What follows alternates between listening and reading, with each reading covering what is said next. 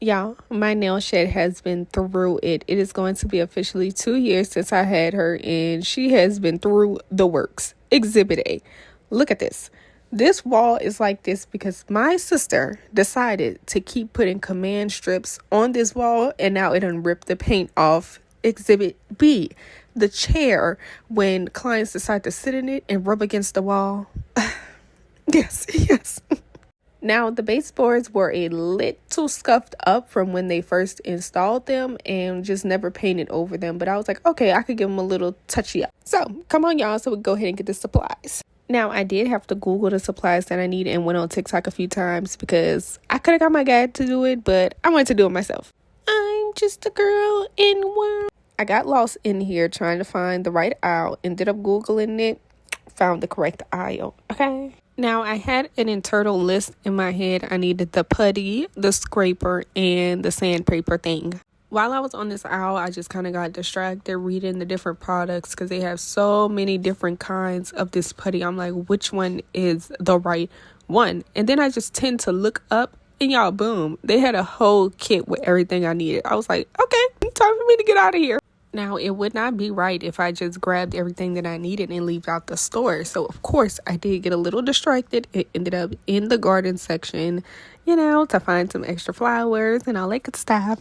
P.S. This is why I was telling y'all in my nail shed video of how it became. If you want to watch the video, I'm going to tag it right here. This is why it's good to get a Home Depot credit card because you never know when you're going to need quick fixes like this. All right, enough with the flower shenanigans. Time to head back home and get to work. I started off by trying to sand off the chip ink that was sticking out, but I just ended up using a scraper and it did a better job. After reading the directions that was on the putty, what I got from it was you wait 2 to 5 hours, let it dry white, and it's good to go.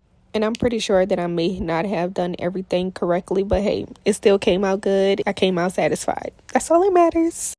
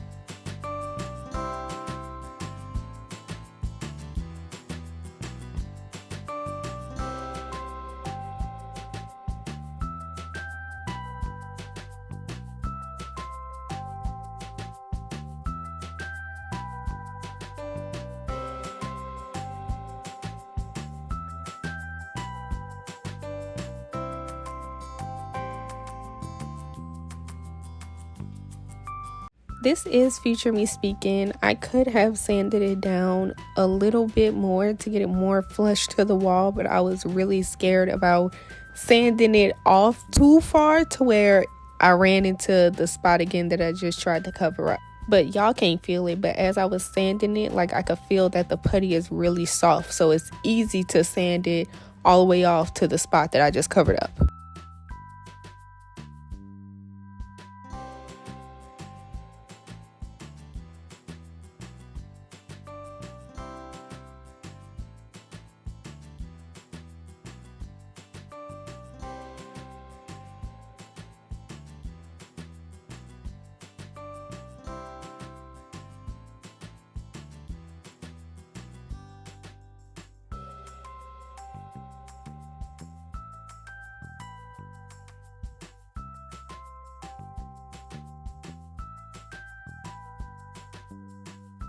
After this first layer of paint, I did go in a second time once it dried, just so I could get that full coverage.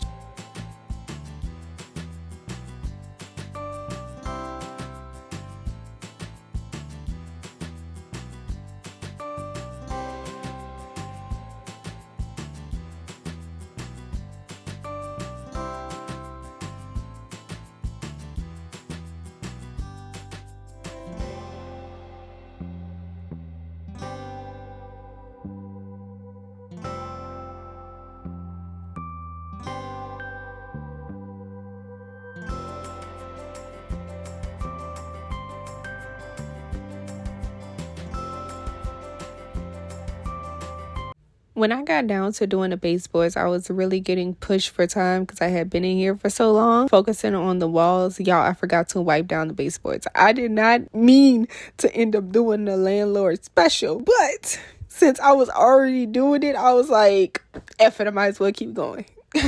And I went ahead and pulled out my bug spray and resprayed all the corners because I usually do it once a month. Since we are outside, I want to make sure that no buggies come in here.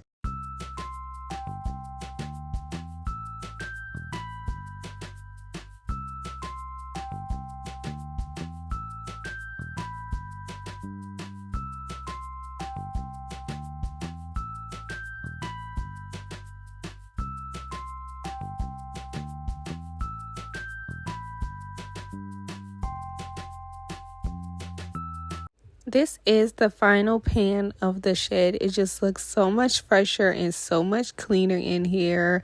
I just love it. All my little hard work paid off, and I thank you guys so much for watching. Make sure you like the video, and if you aren't subscribed to the channel, look how white my baseboards are. But I'm gonna definitely see y'all in my next one. Bye.